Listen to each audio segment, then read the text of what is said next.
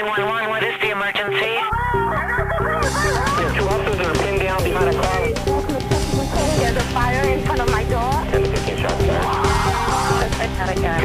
There's a fire in the air laying on the street. Wife is trying to get him CPR. Okay, get up. This is not breathing. Gunshots coming out of the apartment. I gotta get an ambulance.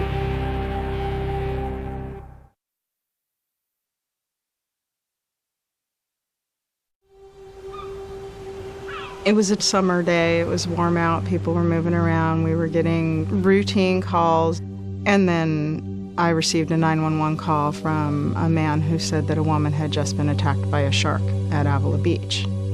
Shark emergency. Yeah, I'm at Avila Beach right now. I think someone got attacked by a shark right out here. Where are they exactly? Oh, Avila Beach on the south end. South end of Avila? Yeah, at the pier. We live on the coast and we get calls of boating accidents and drownings and even shark sightings, but this was an unusual event for us in that I don't recall ever having a shark attack along this coastline. Are they out of the water? No, they're in the water. I saw a bunch of someone swimming and a bunch of shaking around, and I think I see blood. And the lifeguard running out. But So the person's still in the water? yeah, their head's going down though. After confirming where they were and as much as he knew about what happened and that somebody was getting her out of the water, I sent an ambulance to the location and we let deputies know as well so they could respond.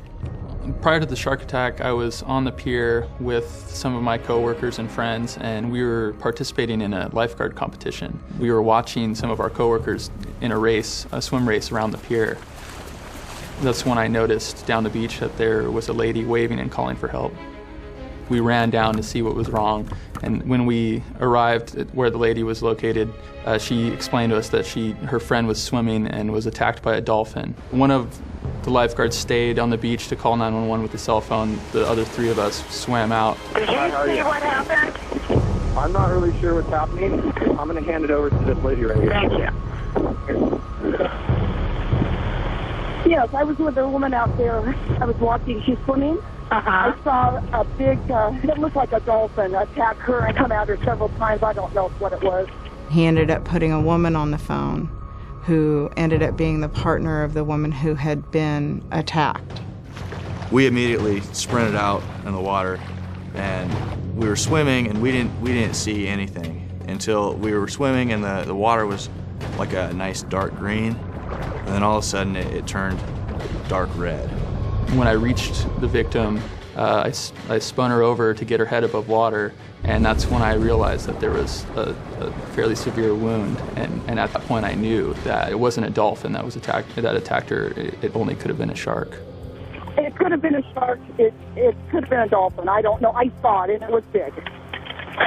It was very big. And it came at her. It looked like it came right by her, and then it came at her again. And then I heard her yell, and then I ran, tried to yell for help, and people came, and they're out there in the water with her now. I think they have her. The reporting parties were describing to me what appeared to be the shark hitting the woman twice. We saw a very, very large triangular wound that went from the knee to the hip to a little bit into the body cavity.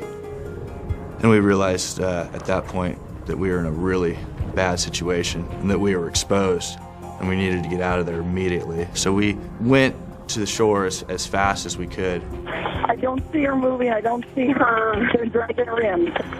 I see her head up now. There are lifeguards there, correct? I assume they're lifeguards. I don't know. Let everybody have it. Ambulance, fire department, everybody's on the way. It's on the way, right. Once we arrived on the beach, we grabbed beach towels from bystanders to try to stop the severe bleeding and started performing CPR.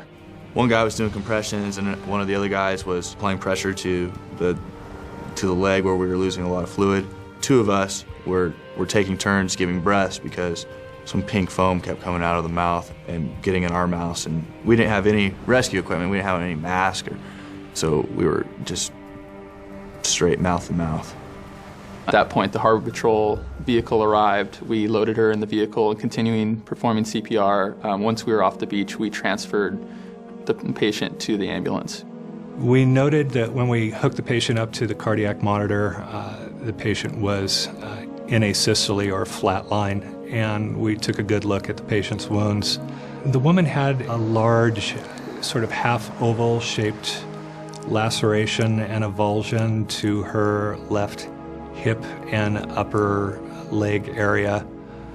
One of the things that helped us determine that resuscitative efforts would no longer be of value was that there was absolutely no blood at all.